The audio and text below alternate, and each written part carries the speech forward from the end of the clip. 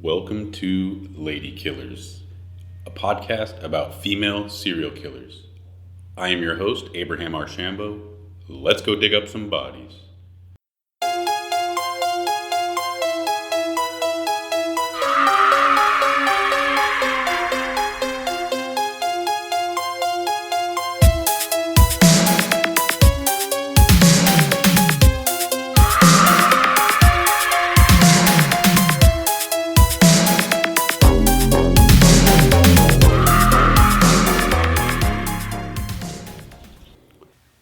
Good morning, afternoon, or evening, depending on when you're all listening to this.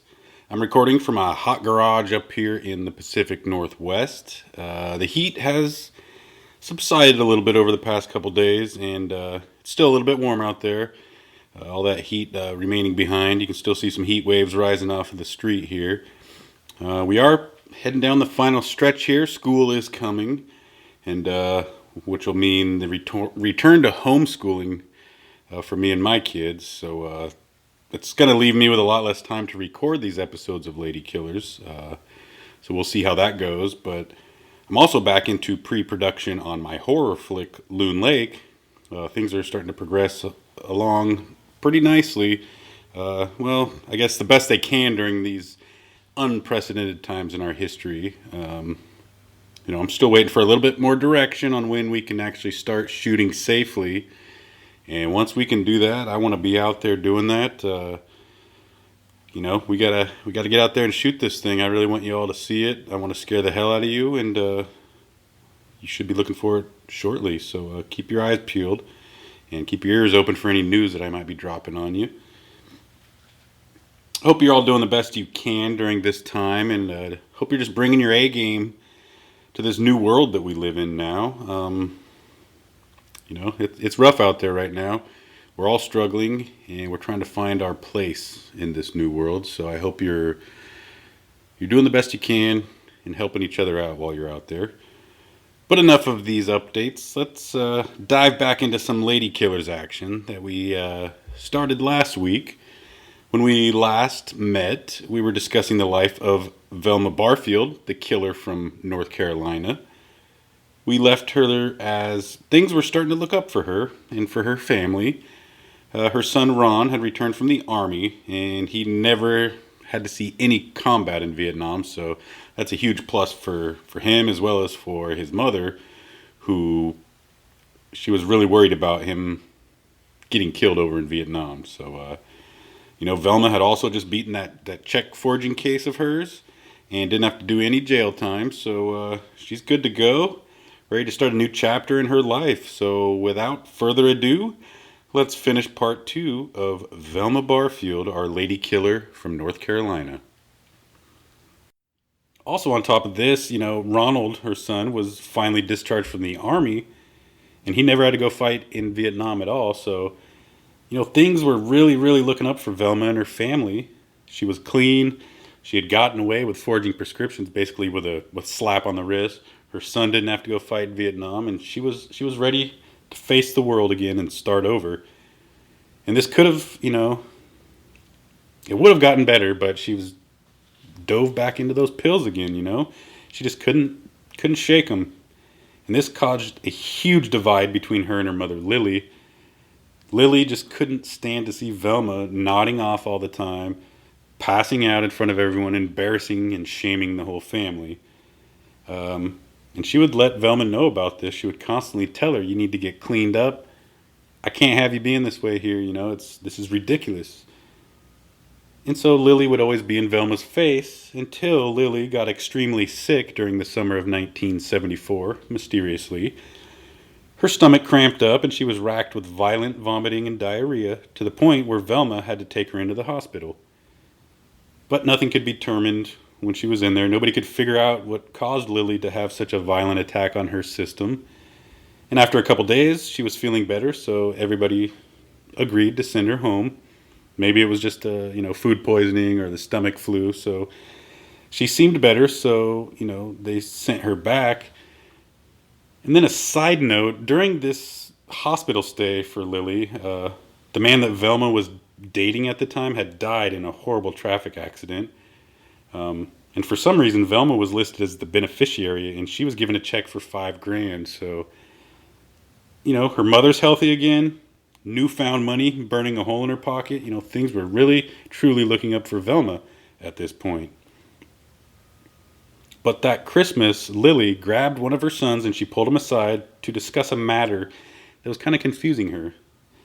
Apparently, a loan company had called her to tell her that she was about to default on her car loan. They told her she hadn't been making any of the payments and that they were going to have to come and repossess her car. But Lily told her son that she had paid that car off a long time ago, and she didn't really know what to make of it. She didn't know what was going on. But she did think something fishy was going on. Her son assured her that it was probably some sort of mix-up with the paperwork down at the office, and it was probably just going to work itself out eventually. But after she said something was feeling a little bit fishy and out of place, 2 days later, Lily felt terribly ill yet again. Those same symptoms arose, but this time the vomit and diarrhea contained a large amount of blood in it. And so Velma called her brother Olive to come and assist, and he was just completely disgusted at his mother's condition when he arrived. So he called the ambulance, and they rushed down there and rushed her to the hospital with Velma riding alongside her the whole way. And so Velma was the only person in the ambulance with her mother between their home and the hospital. And upon arriving 2 hours later, Lily would pass away. So now Velma had lost both of her parents. Velma would be arrested early the next year after being nabbed for writing bad checks. So now she had moved on to bad check writing. And she was sentenced this time to 6 months in jail, but she only had to serve 3 of those months out of the sentence. And in 1976, Velma then found herself working as a live-in caregiver for an elderly couple by the name of Montgomery and Dolly Edwards. Montgomery had lost both of his legs and his eyesight due to diabetes, so he couldn't really get around by himself, and he needed Velma to take care of him. His wife Dolly was a cancer survivor, so she also had some trouble getting around and needed Velma's help tremendously. And they said she was a good caretaker, and they all seemed to get along just fine. Velma actually found a local church nearby, and she really enjoyed attending church. She felt it made her a better person. It helped her, keep her grounded. So things were really looking pretty good for Velma after her jail time. Maybe she learned her lesson. As the days waned on, tensions began to rise between Velma and her employers, the Edwards. Dolly would constantly nag Velma and tell her just how terrible she was at doing her job. And Velma, who hated being talked down to, because that's something that always happened throughout her entire life, was people talking down to her, and she hated it. And she eventually just became fed up with it. Montgomery Edwards would pass away in January of 1977. And that was considered natural causes. There was no foul play or any suspicions at that point. And Dolly, the remaining survivor in that situation, she still needed assistance. She wasn't grateful of any of it, and she still talked down to Velma, but she still needed Velma as the caretaker. And so the bickering and the fighting just continued on between those two, and they could never really find some common ground. The following month, on February 26, 1977, Dolly got sick. And at first she thought she just had the flu, and it'll come and go as the flu does. She called her son Preston and let him know, I'm kind of feeling sick. Just to let you know, the 2 main symptoms were violent diarrhea and violent vomiting. So Velma called an ambulance, and Dolly was rushed to the hospital, and she was treated and released that same day. Again, they thought it was either the flu or possibly food poisoning. So she was released. But within days, Dolly was dead. Death was starting to follow Velma wherever she went. And the thing here is, she just stopped being distraught over any of it, because before, anybody around her would die, or she would have a house burned down, or this or that, she would just turn to the pills and self-medicate, and everything would be okay. And because she would get so depressed and so distraught over all the trouble that followed her around. But now she finally just gave up, and it was either because she had become just numb to the pain and death that surrounded her, or she was the bringer of said death. Velma always bounced back, and she soon found herself under the employ of an elderly couple by the name of John Henry Lee and his wife, Record. They all seemed to get along just fine, although Velma claimed that John and his wife fought constantly. And this constant fighting really drove Velma crazy. She couldn't stand to be around them during those heated arguments. And she also said that the wife, Record Lee, she just talked too much, and she was annoying. She couldn't stand her voice, couldn't stand to be around her. And this was when Record, the wife, she found out that a check had been forged in her name. So she called the police and told them about this forged check. But this case went away pretty quickly. They couldn't find any suspects, which is strange to me because they had a woman working for them who had done jail time for forging checks, but they couldn't find anyone that was capable of forging a check. So, it's just the cops doing a great job, as they always do. On April 27th, John Lee came down with this sickness that just seemed to follow Velma everywhere she went. He was constantly vomiting. He had a bad bout of diarrhea, and there was always blood mixed in with all of this. So John was rushed to the hospital, where he spent 4 days, and then he was released after his recovery. Same thing here, the doctors couldn't figure out what was wrong with him, and so they chalked it up to the common flu and sent him home. But throughout the entire next month, John would suffer from mysterious illness after mysterious illness. Velma was always right there to nurse him back to health, though. She was described by the Lee family as attentive to John's needs and sweet and caring, and they felt, quote, lucky that she was there, end quote. But soon after those comments were made, John Henry Lee came down with another brutal illness and succumbed to it on June 4th, 1977. As another side note here, just to show you the devastation that Velma brought down on this poor old man, it was said that John Lee had lost 65 pounds between April 27th and his death on June 4th. He had that's not even 2 months, a month and a half maybe, less than that. He had wasted away to basically nothing. Velma quickly disappeared from the lives of the Lee family after he passed.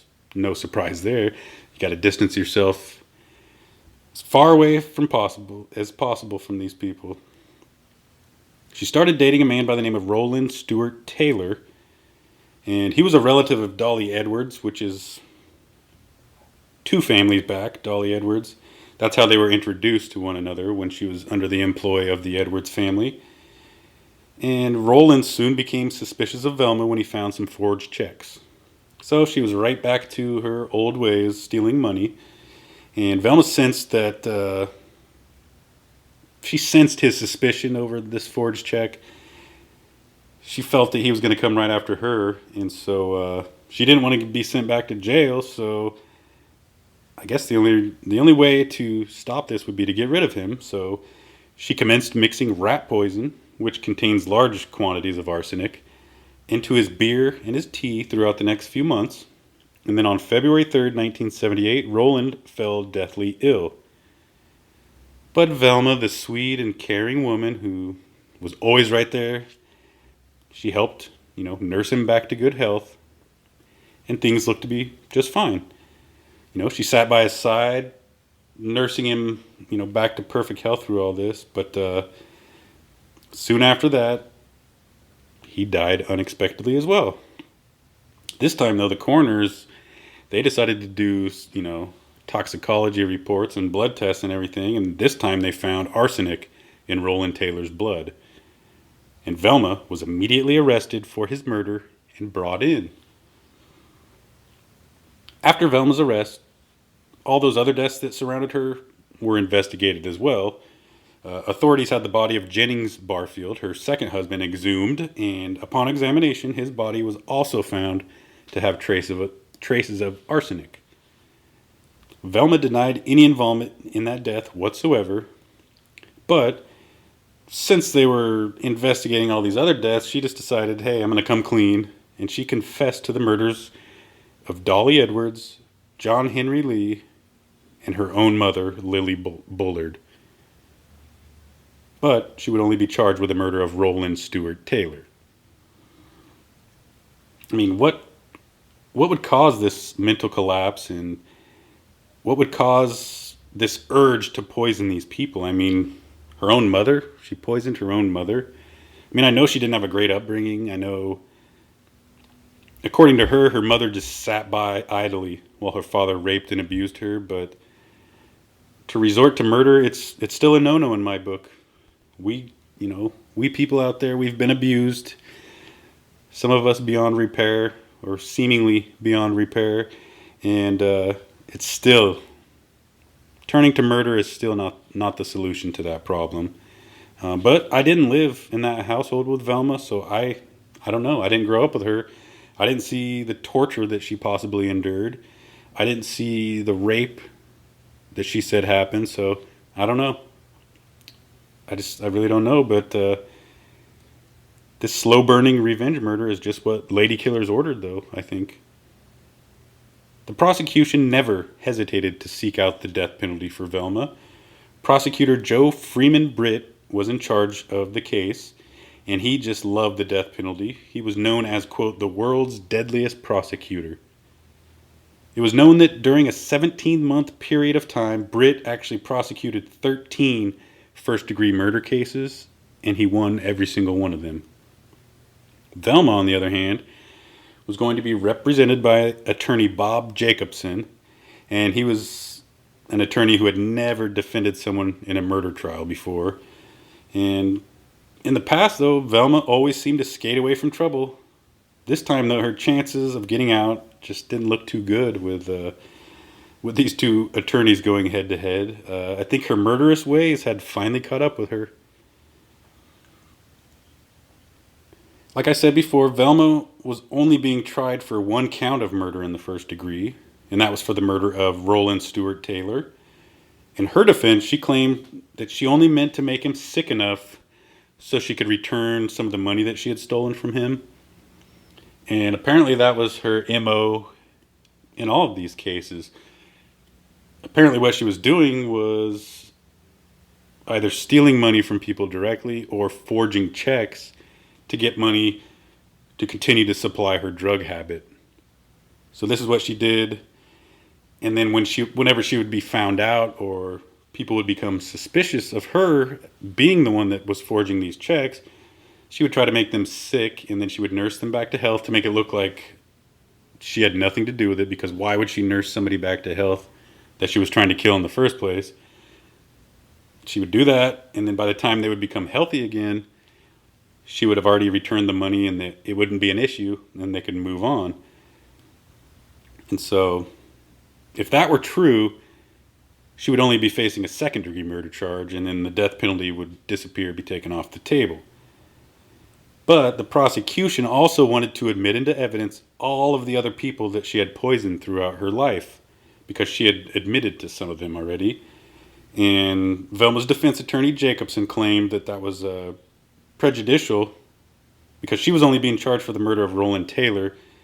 The jury shouldn't be allowed to see any of those other cases that don't pertain to this, but Prosecutor Britt, he begged for it.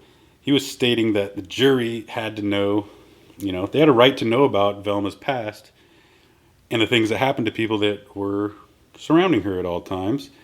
And Honorable Henry McKinnon, who presided over the trial, he allowed any evidence linking Velma to the deaths of John Henry Lee, Dottie Edwards, and her mother, Lily Bullard. So Joe Britt just went after Velma immediately. He claimed that Roland Taylor didn't have to die in this situation. And he could have actually been saved if Velma told the doctors that there was arsenic running through his veins. They had an antidote there for that, if that were the case, and but they had no idea that Taylor's blood had arsenic in it. The only person that knew there was arsenic in his blood was Velma, and she was the only person that actually could have saved his life, but she stood by silent as she watched him die. Her defense, on the other hand, claimed that all these doctors that she had been going to had put her on so many drugs that she didn't even know where she was or what she was doing most of the time. Her judgment was so badly impaired and she was just a slave to these drugs.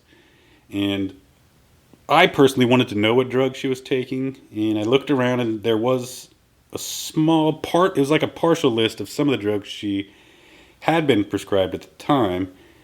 And one of them was Elavil, which is used to treat depression.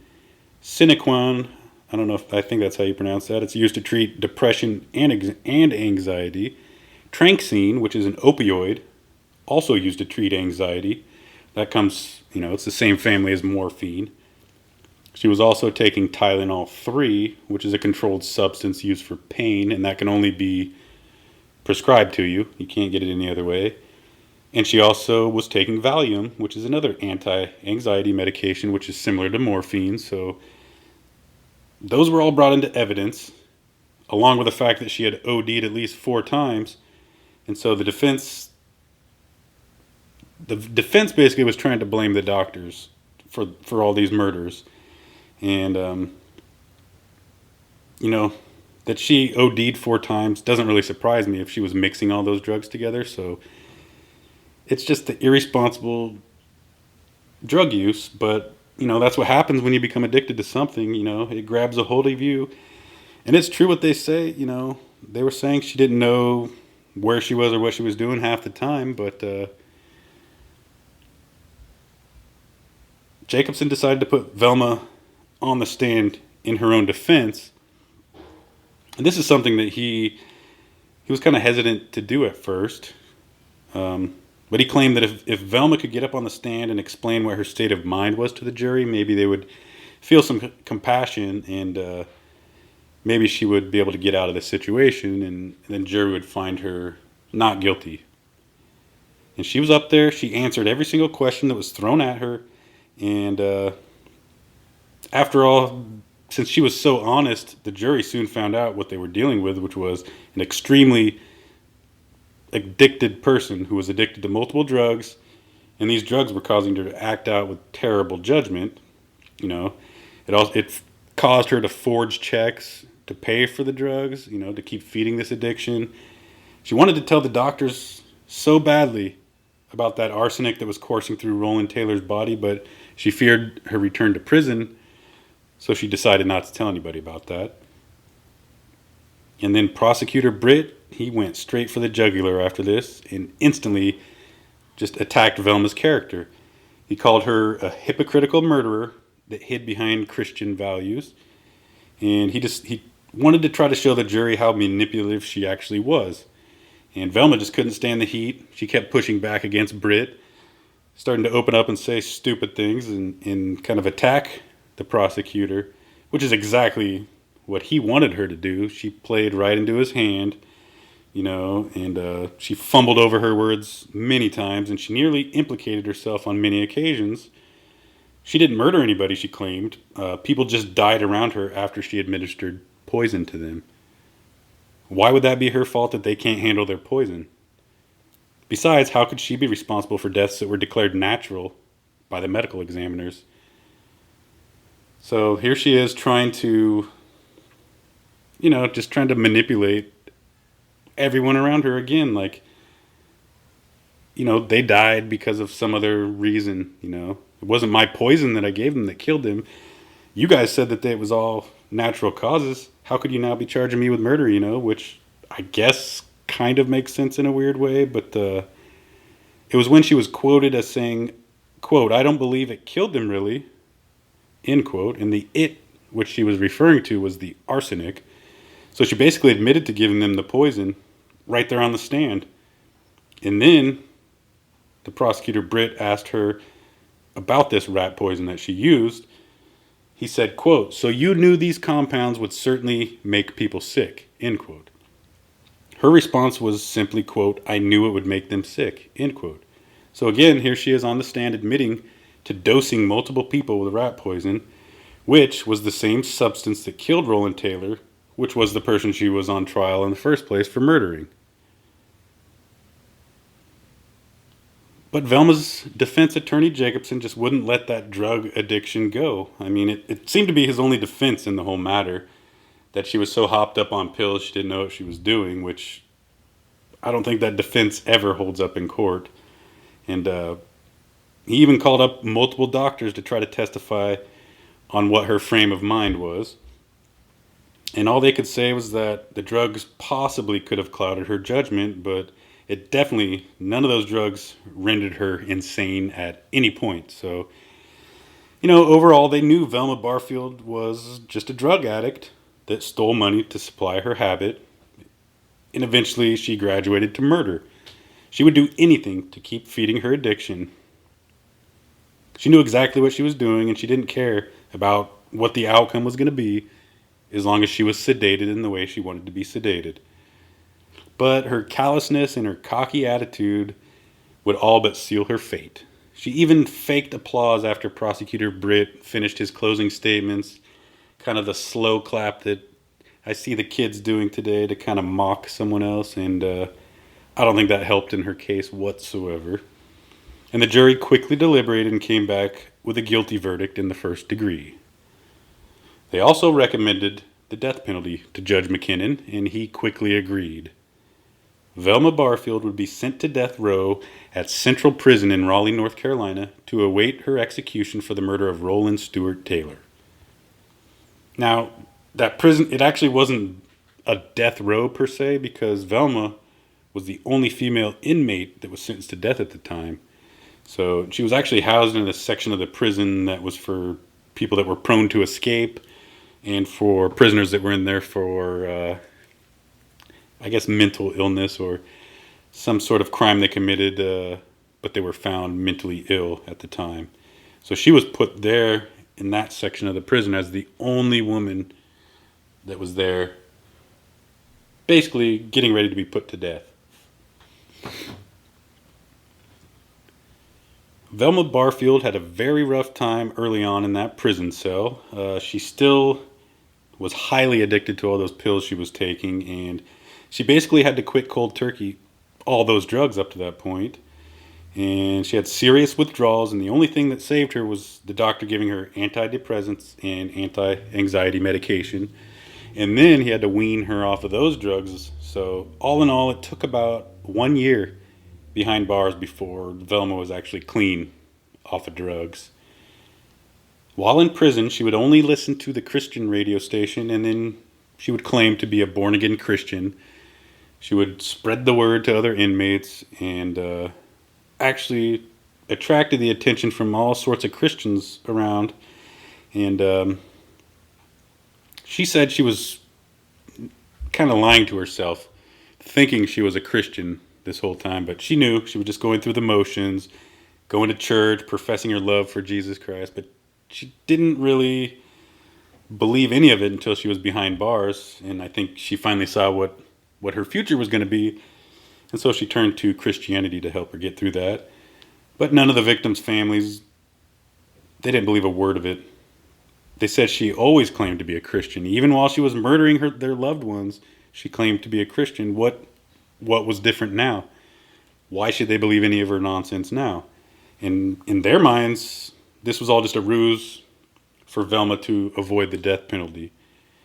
And like I said, she somehow garnered all this attention from fellow Christians, even the famous Billy Graham and his wife Ruth.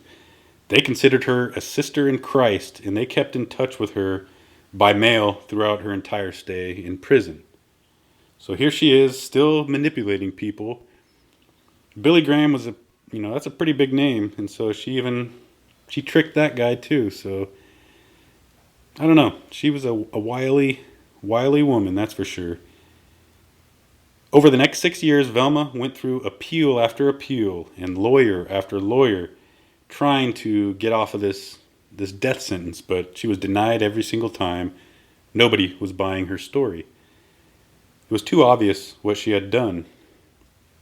Any person that she had close contact with in the past few years had died from poisoning of one kind or another, or a house would burn down, or you kind of get the idea here, So her appeals team, they tried even bringing in, a psychiatrist. And this lady was a professor of psychiatry. Her name was Dorothy Otnow Lewis.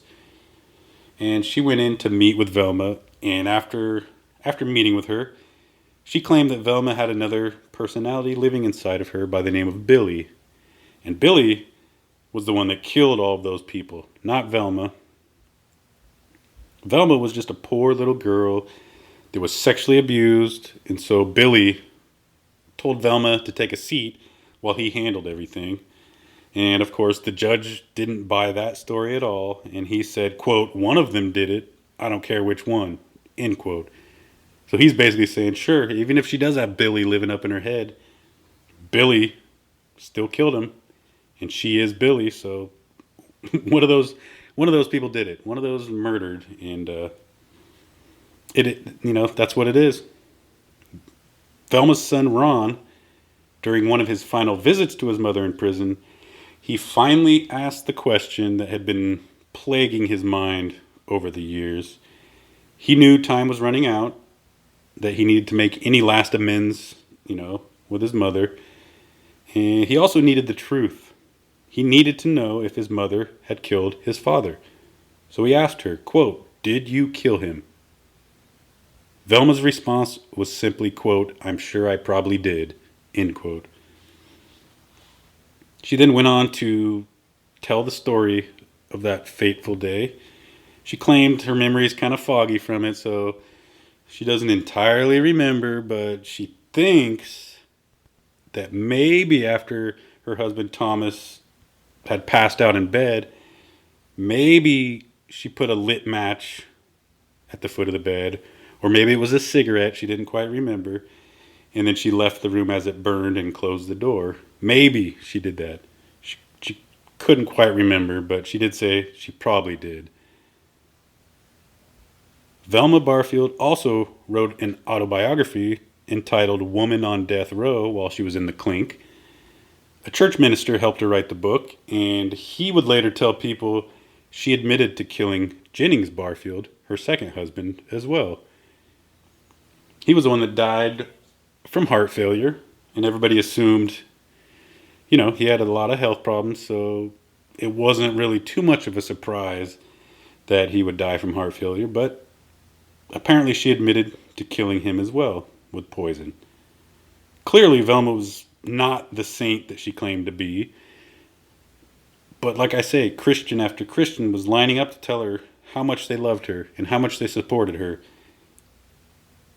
Even after Velma had exhausted all of her appeals and after she had been denied clemency by the governor, that Christian pastor, Billy Graham, he still just had to talk to her. Even after, like I said, Governor James Hunt, who was governor of North Carolina at the time, he denied her clemency because, in his words, quote, "They were literally tortured to death," end quote. That's how he described the victims of Velma Barfield. So he denied any clemency request was denied, but Billy Graham, Christian pastor, still had to talk to her. Not only did he speak to her, but he actually told her that he envied her. During their final conversation, Graham said, quote, "Velma, in a way, I envy you because you're going to get to heaven before I do," end quote. So Billy Graham believed that Velma was still going to heaven for those crimes she committed. And then Velma was able to speak by telephone to Graham's daughter, Anne. In this conversation, Anne told Velma not to think of the gas chamber as an execution chamber, but rather think of it as, quote, "the gateway to heaven," end quote. She had so much support from the Christian community, it's no wonder that she thought she would get away with murder. I mean, in her mind, all she had to do was, apologize to Jesus and everything would go away again, and she would be let through the gates into heaven.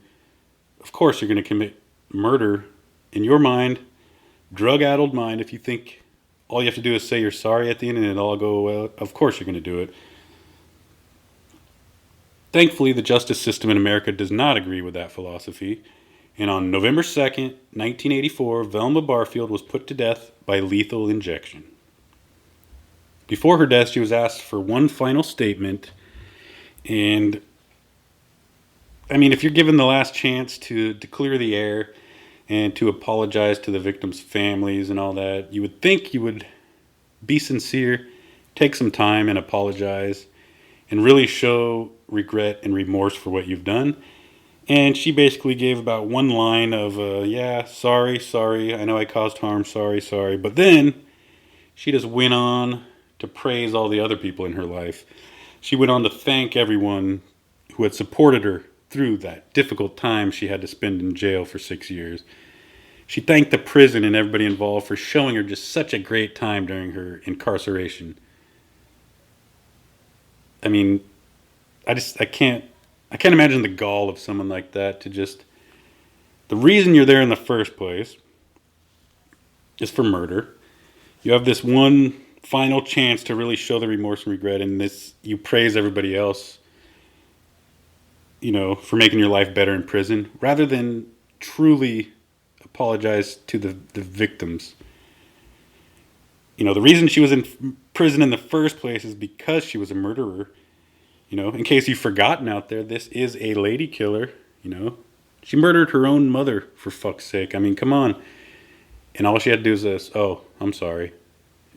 Just move on from that. But then go on to just glorify all the other Christians and people that supported her during her stay in prison. I don't think so. We can look at the case of Velma Barfield in a few different ways here. I mean, it's easy to just say she was a drug-addicted fiend that constantly needed a flow of money to keep her habit alive. She would lie, cheat, steal, do anything to get the money that would provide her the relief from this supposed horrible life that she had lived this whole time. Yes, she was a victim of sexual abuse at a very young age, and that's, I think I've said before, it's something not everybody recovers from something like that. Maybe the trauma from her childhood was too much to bear, and she just lashed out at other people to punish them for her terrible upbringing. I mean, people have done that in the past. They blame the world around them. And like I said, they grew up in abject poverty during the Great Depression. And, it's possible she lashed out just because she never felt like she was dealt a fair hand in life. Maybe she lashed out because of the way men treated her throughout her life. Back in those days, women were not treated fairly at all or respectfully in any way. Maybe she snapped back at the world because of that. No matter what the reason for Velma's actions were, they were not only against the law, but against any moral compass that we're all supposed to share and use. She knew what she was doing. She knew the consequences. She did jail time before for forging checks. She knew what the possibilities were, and I just think we all should just leave those revenge killings to Dexter and all those other fictional characters in literature. Velma Barfield, or as she would be known in the end, Death Row Granny, would be the first woman to be executed in the United States since 1962, and she was also the first since the death penalty was reinstated in 1976. She was also the first woman ever to be executed by lethal injection, so she's got that going for her as well. So the death penalty was reinstated in 1976. It actually took 8 years to find a lady killer that was worthy enough to execute. Velma had actually been killing since before 76, so she knew what her punishment would be at the end of it all. She can't lie. She can't hide behind that. She knew what was coming for her. Velma was buried in a small rural cemetery in North Carolina near her first husband, Thomas Burke. She was dead at the age of 52.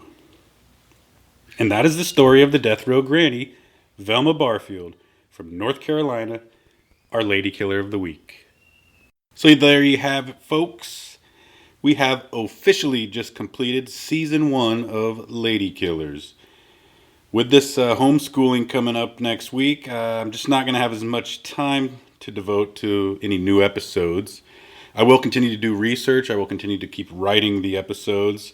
And when I get some free time, I'll try to bank some of these episodes so I'll be able to drop some for you in a few months here. I'm looking to want to start up season 2 around Thanksgiving time. So you can look forward to that. And any updates about this podcast or about Loon Lake and our progress, you can check our website out, 1129productions.com, and there'll be all the information there. If we can get progressing pretty nicely on the pre-production of Loon Lake here, I'll be able to post, if we are able to do a casting call for Loon Lake, I will post that information on our website as well, and see about maybe getting you into Loon Lake if you want to be in it. And you can also send questions or comments to us at our email address for this podcast, which is theladykillerspod@gmail.com, and I will respond accordingly. I will leave a link in the notes as well for you to contribute to this podcast if you feel so inclined. Obviously, it's not required to listen to this podcast. It will remain free for everybody. But if you feel like supporting this podcast in any way, go ahead and click that link and help us out. It's greatly appreciated, no matter the amount or who donates. It is just greatly appreciated, like I say. Let's just keep our chins up, folks. Let's keep, looking positively forward towards, a newer and brighter future that I know we all have in us. You should make sure to exercise your right to vote in November, because that's the only way things will change in your favor.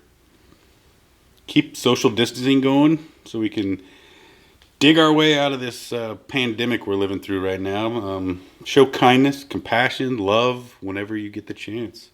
It's the only way that we're going to lead each other and lead this planet into a safe and hopeful future. People often talk, there's a quote by Gandhi, people often talk about, the change, you need to be the change that you want to see in the world, and that's absolutely true. And it's so true right now, actually, too, because we, the people, are going to change the trajectory of this civilization that we're living.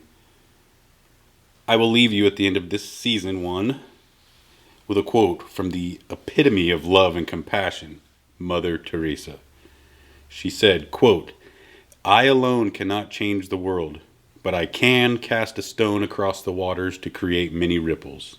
End quote. There it is, folks. Get out there. Create some ripples.